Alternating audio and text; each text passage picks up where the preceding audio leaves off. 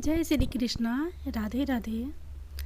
आज आप लोग एक कहानी के माध्यम से जानेंगे कि गाय को रोजाना एक रोटी खिलाने से क्या होता है, कौन सा फल मिलता है। एक समय की बात है, माता पार्वती और भगवान शिव कैलाश पर्वत पर बैठे हुए थे। तभी माता पार्वती ने भगवान शिव से कहा, स्वामी, मेरे मन में एक प्रश्न उठ रहा है, आपकी आज्ञा हो तो आपसे पूछूं। फिर भगवान शिव ने कहा, देवी, आपके मन में कौन सा प्रश्न उठ रहा है, निसंकोच होकर पूछो। फिर माता पार्वती कहने लगी, स्वामी, गाय को रोजाना रोटी खिलाने से और उसकी सेवा करने से कौन सा फल मिलता है, और गाय के किस अंग को छूने से सभी रोग मिट जाते हैं। फिर भगवान शिव कहने लगे, हे देवी पार्वती, आपने मनुष्य जाति के लिए बहुत ही महत्वपूर्ण प्रश्न किया है। जो मनुष्य गाय को कष्ट देता है उसे तो उसके पापों कर्मों के कारण नरक में दंड भोगना ही पड़ता है, परंतु जो मनुष्य गाय की सेवा करता है उसे उत्तम लोक की प्राप्ति होती है। गाय की सेवा करने से इस मृत्यु लोक में और परलोक में मनुष्य को कौन सा फल मिलता है, मैं आपको इस महान कथा के माध्यम से बताता हूँ। हे देवी, आप इस कथा को बड़े ही ध्यान से और पूरी अवश्य सुने। फिर माता पार्वती कहने लगी, हे स्वामी, यह मेरा सौभाग्य है कि आपके मुख से मुझे यह महान कथा सुनने को मिल रही है। मैं इस कथा को बड़े ही ध्यान से और पूरी अवश्य सुनूंगी। फिर भगवान शिव कहने लगे, हे देवी पार्वती, प्राचीन समय की बात है। मध्य देश में एक बहुत ही सुंदर और रमणीय नगरी थी। उस नगरी में श्वेत केतु नाम के राजा राज्य करते थे। वे सदा धर्म का पालन करने वाले गुणवान, चरित्रवान और धर्मात्मा राजा थे। उन्होंने धर्म पूर्वक अपनी प्रजा का पालन किया और अपनी प्रजा को सदैव ही प्रसन्न रखा। प्रजा सदैव ही उनसे संतुष्ट रहती थी। जम्मू देश की राजकुमारी मीनाक्षी महाराज श्वेत केतु की पत्नी थी। महाराज श्वेत केतु और महारानी मीनाक्षी बड़ी ही प्रसन्नता के साथ रह रहे थे, परंतु अनेक वर्ष बीत जाने के बाद भी महारानी के गर्भ से कोई संतान नहीं हुई। तब महाराज श्वेत केतु एकांत में बैठकर सोचने लगे कि मैंने कभी कोई पाप नहीं किया और मैंने सदैव ही धर्म के मार्ग पर चलकर ही सभी कार्य किए हैं, फिर भी मेरे इस दोष के कारण मुझे संतान का सुख नहीं मिल रहा है। इतना सोचकर वे बहुत चिंतित हो गए और फिर उनके मन में एक विचार आया कि इस समस्या का समाधान केवल ऋषि श्रृंगी ही कर सकते हैं। वही मेरे इस दोष के बारे में बताएंगे और पुत्र प्राप्ति के लिए कोई ना कोई उपाय जरूर बताएंगे। इतना सोचकर महाराज श्वेत केतु अपनी पत्नी मीनाक्षी के साथ ऋषि श्रृंगी के आश्रम पर पहुंच गए। भगवान शिव कहने लगे, हे देवी पार्वती, उधर आश्रम पर ऋषि श्रृंगी अपने नित्य कर्म, पूजा पाठ आदि कार्य से निवृत्त होकर अपनी पत्नी शांता के साथ बैठे हुए थे। उसी समय महाराज श्वेत केतु महारानी के साथ उनके पास जाते हैं और जाकर उनके दर्शन करते हैं। फिर ऋषि श्रृंगी ने महाराज श्वेत केतु का स्वागत किया और उनकी पत्नी शांता ने महारानी का स्वागत किया और उनको कुशल मंगल पूछते हुए उन्हें आशीर्वाद दिया। फिर ऋषि श्रृंगी महाराज श्वेत केतु से कहने लगे, हे राजन, सब कुशल मंगल तो है ना? आपका और महारानी का आज अचानक मेरी कुटिया में पधारने का क्या प्रयोजन है? किस कारण से एक महान सम्राट को अपना राजपाट छोड़कर इस जंगल में आना पड़ा? फिर राजा श्वेत केतु ने कहा, हे ऋषि श्रेष्ठ, मैं आपसे सहायता मांगने के उद्देश्य से आया हूँ। कृपया आप मेरी सहायता कीजिए। मैं बहुत दुख में हूँ। फिर ऋषि श्रृंगी कहते हैं, हे राजन, आपके जैसे महान सम्राट को भला किस प्रकार की सहायता चाहिए? आप तो स्वयं सभी की रक्षा एवं सहायता करने में समक्ष हैं। महाराज श्वेतकेतु ने कहा, हे ऋषि श्रेष्ठ, मैं आपके पास यह जानने के लिए आया हूँ कि किस दोष के कारण मुझे अभी तक पुत्र की प्राप्ति नहीं हुई है। कृपया आप अपनी दिव्य दृष्टि से देखकर मुझे मेरा दोष बताइए और उस दोष के निवारण के लिए उपाय भी बताइए। पुत्र के बिना मेरा जीवन व्यर्थ हो जाएगा और मुझे मुक्ति नहीं मिलेगी। भगवान शिव कहने लगे, हे देवी पार्वती। तब ऋषि श्रृंगी कहते हैं, हे राजन, मैं अवश्य आपकी सहायता करूँगा। फिर ऋषि श्रृंगी अपनी दिव्य दृष्टि से महाराज के भविष्य को देखने लगते हैं तो राजा श्वेतकेतु के एक दोस्त के बारे में पता चलता है। ऋषि श्रृंगी महाराज से कहते हैं, हे राजन, आपसे एक बहुत बड़ी भूल हुई है जिसका आपको ज्ञान नहीं है। जब आप इंद्रलोक में देवराज इंद्र से मिलकर लौट रहे थे, तभी रास्ते में एक कल्प वृक्ष के नीचे खड़ी गाय और उसके बछड़े को आपने नज़रअंदाज कर दिया था। वह गाय और वह बछड़ा अत्यंत भूखे और कष्ट में थे। आपने उस कामधेनु गाय को ना भोजन कराया और ना ही उसे प्रणाम किया। उस गाय ने आपसे सहायता भी मांगी थी, परंतु आप अपनी प्रसन्नता में खोए हुए थे और आपको उस गाय की करुण पुकार सुनाई नहीं दी। आपके इस कृत्य को देखकर वह गाय बहुत दुखी हुई और उस गाय ने आपको श्राप दे दिया। हे राजन, जो मनुष्य गाय को कष्ट में देखकर उसकी सहायता नहीं करता, भूखी गाय को भोजन नहीं कराता, उसे तो महापाप लगता है। और उस गाय के श्राप के कारण ही आपको कोई संतान नहीं हुई। इस प्रकार से ऋषि श्रृंगी ने महाराज श्वेतकेतु को उनके दोष के बारे में बताया, जिसे सुनकर महाराज बहुत दुखी हुए और पश्चाताप करते हुए कहने लगे, यह मैंने क्या कर दिया? मुझे अपने आप पर धिक्कार है। मेरी ही मूर्खता के कारण एक गाय को और उसके बछड़े को इतना दुख सहन करना पड़ा। मुझे तो अब राजा बनने रहने का कोई अधिकार नहीं है। महाराज ऋषि श्रृंगी से कहते हैं, हे ऋषि श्रेष्ठ, मैं अपनी इस भूल को सुधारना चाहता हूँ। कृपया आप ही मुझे कोई उपाय बताइए जिससे मैं इस घोर पाप से मुक्ति पा सकूं।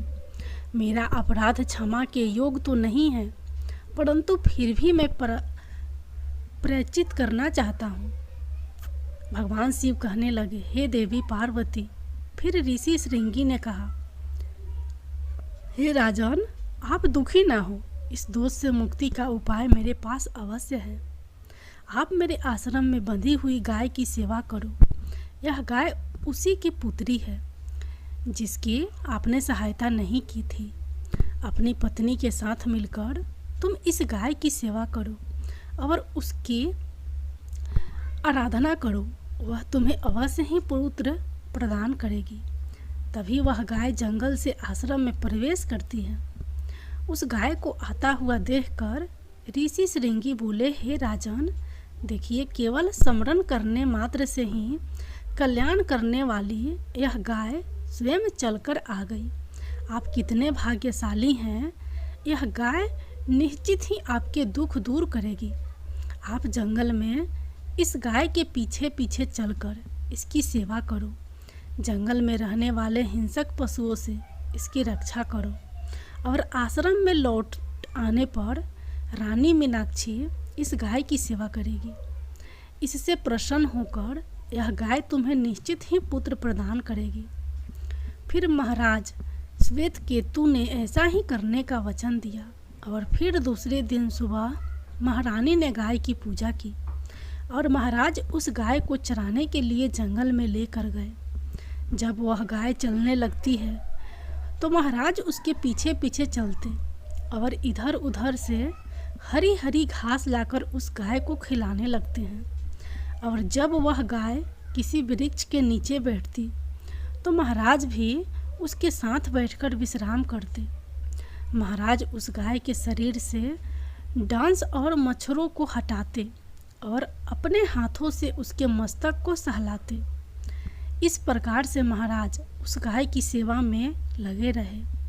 जब शाम हुई तो महाराज उस गाय के साथ आश्रम में लौट आए और आश्रम में पहुंचते ही उस गाय ने अपने खूरों से महाराज पर धूल उड़ाई, जिससे महाराज का शरीर पवित्र हो गया और उनके सभी पाप नष्ट हो गए।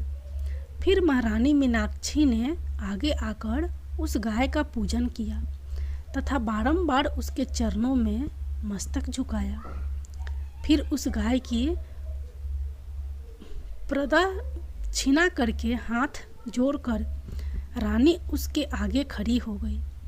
फिर उस गाय ने उस रानी की पूजा को स्वीकार किया और रानी पर अपनी दृष्टि डालकर उसके सभी दोष समाप्त कर दिए। गाय की दृष्टि पड़ते ही रानी अत्यंत पवित्र हो गई। इस प्रकार से महाराज श्वेतकेतु को उस गाय की सेवा करते हुए 1 महीना बीत गया। भगवान शिव कहने लगे, हे देवी पार्वती, फिर एक दिन जब महाराज गाय को लेकर जंगल में गए तो वह गाय चलते चलते हिमालय पर्वत पर चली गई और महाराज भी उसके पीछे पीछे चले गए। वहाँ उस पर्वत पर खड़े होकर महाराज हिमालय पर्वत की सुंदरता को निहारते रहे। इतने में ही एक शेर ने आकर उस गाय को बलपूर्वक दबोच लिया। राजा को उस शेर के आने की आहट तक नहीं हुई। उस शेर ने चंगुल में फंसी गाय के करुण स्वर में बड़े ही जोर से चित्कार किया, हे महाराज मेरी रक्षा करो, हे महाराज मेरे प्राणों की रक्षा करो। जैसे ही महाराज ने उस गाय की पुकार सुनी तो उन्होंने देखा कि एक भयंकर शेर ने उस गाय को दबोच लिया और उस गाय की आंखों से आंसुओं की धारा बह रही है, जिसे देखकर महाराज बड़े ही चिंतित हुए और उन्होंने तुरंत ही अपना धनुष बाण निकाला और उस शेर को मारने के लिए धनुष की प्रत्यंचा खींची। और उसी समय उस शेर ने महाराज की तरफ देखा।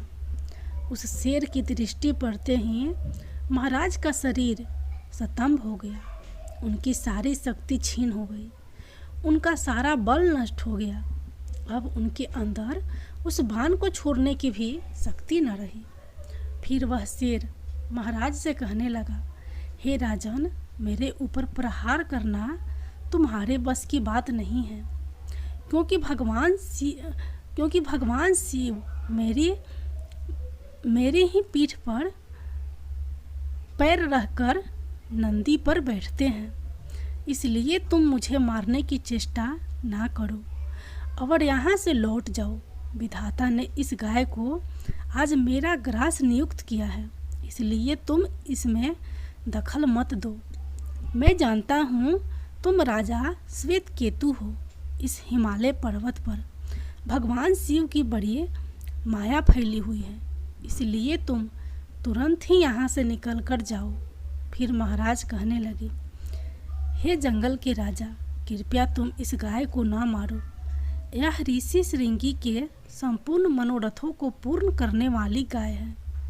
इसकी हत्या करने पर तुम्हें महापाप लगेगा। गुरुदेव ने मुझे इस गाय की रक्षा और सेवा करने का आदेश दिया है। इस गाय का एक बछड़ा भी है जो आश्रम पर इसकी राह देख रहा है। मैं इस गाय को मरने के लिए छोड़कर नहीं जा सकता। तुम भगवान शिव के सेवक हो, इसलिए तुम्हारे हाथ से इस गाय को छुड़ाना मेरे लिए संभव नहीं है। इसलिए हे जंगल के राजा, मेरी तुमसे विनती है कि तुम इस गाय का जीवन दान दे दो। इस गाय के बदले मैं तुम्हें अपना शरीर समर्पित करता हूँ, जिससे तुम्हारी भूख शांत हो जाएगी और इस गाय की रक्षा भी हो जाएगी और मेरे वचन का पालन भी हो जाएगा। साथ ही रक्षा के लिए प्राण त्यागने से मुझे उत्तम गति की प्राप्ति हो जाएगी। इतना कहकर महाराज उस शेर के सामने हाथ जोड़कर बैठ गए और आंखें बंद कर ली। फिर अचानक उस राजा के कानों में आवाज आई, हे राजन, उठो, मैं तुम्हारी सेवा से अत्यंत प्रसन्न हूँ। यह सुनकर महाराज उठ खड़े हुए और उन्होंने अपने सामने उस गाय को देखा और वह शेर कहीं आसपास दिखाई नहीं दे रहा था। तब वह गाय राजा श्वेत केतु से कहने लगी, हे राजन, मैंने ही अपनी माया से शेर का रूप धारण करके तुम्हारी परीक्षा ली है। यमराज भी मुझे पकड़ने का विचार नहीं कर सकते। मेरी रक्षा के लिए तुम अपने प्राण देने के लिए तैयार हो गए, इसलिए मैं तुम पर बहुत प्रसन्न हूँ। अब तुम मुझसे वरदान मांगो, जो भी तुम्हारी मनोकामना हो मैं अवश्य पूर्ण करूँगी। फिर महाराज श्वेत केतु कहते हैं, हे गौ माता, मेरे मन में जो इच्छा है आप वह अवश्य जानती हो। कृपया मुझे पुत्र प्रदान कीजिए, मेरी यही कामना है। भगवान शिव कहने लगे, हे देवी पार्वती। फिर उस गाय ने कहा, हे राजन, तुम पत्ते के द्रोण में मेरा दूध लेकर इसका पान करो, इससे तुम्हें अत्यंत बुद्धिमान और गुणवान पुत्र की प्राप्ति होगी। महाराज श्वेत केतु कहने लगे, हे माता, इस समय पर मैं आपके मधुर वचन सुनकर ही तृप्त हो चुका हूँ। अब आप मेरे साथ आश्रम पर चलिए। मैं आपकी पूजा आराधना करके तथा मेरे अनुष्ठान को पूरा करके आपके अमृत समान दूध का पान करता हूँ। उसके बाद महाराज श्वेत केतु उस गाय को लेकर आश्रम चले गए। आश्रम पर पहुँचने पर महारानी मीनाक्षी ने आगे जाकर उस गाय का पूजन किया। तब उस गाय ने कहा, हे महारानी, आप मेरी पीठ को स्पर्श करें, इससे आपको अत्यंत गुणवान, बलवान और विद्वान पुत्र की प्राप्ति होगी। फिर महारानी ने गाय की पीठ को स्पर्श किया। महाराज और महारानी ने उस गाय की विधिवत पूजा आराधना की और उसके अमृत के समान दूध को प्रसाद समझकर ग्रहण किया। उन दोनों की प्रसन्नता देखकर ऋषि श्रृंगी कहने लगे, हे राजन, अब यह गाय तुम दोनों पर प्रसन्न है। तुम्हारी मनोकामना अवश्य पूर्ण होगी। जो भी मनुष्य गाय की सेवा करता है, उसे भोजन कराता है, उसकी प्रदक्षिणा करता है, उसके सभी मनोरथ सफल होते हैं। जो भी गाय की रक्षा करता है, उसकी सभी दुर्गति नहीं होती, कभी दुर्गति नहीं होती। मृत्यु के बाद वह वैकुंठ लोक में जाता है और भगवान विष्णु के साक्षात दर्शन करने का सौभाग्य उसे प्राप्त होता है। जो श्रद्धापूर्वक गाय का दूध पीता है, वह सभी रोगों से मुक्त रहता है। जो गाय की पीठ पर जो कुबड़ होता है, उसे स्पर्श कर लेता है, तो उसके सभी दोष और पाप नष्ट हो जाते हैं। जो गाय का दान करता है, वह बैतरणी नदी को गाय की पूंछ पकड़कर पार कर लेता है। जो स्त्री गाय को रोज एक रोटी खिलाती है, वह सौभाग्यशाली बन जाती है। गाय समस्त पापों का नाश करने वाली और सभी मनोरथों को पूर्ण करने वाली है। इसलिए हमेशा इसकी रक्षा, पूजन तथा इसे भोजन कराना चाहिए। इतना करने से ही मनुष्य सभी सुखों को प्राप्त कर लेता है और उसकी दरिद्रता समाप्त हो जाती है।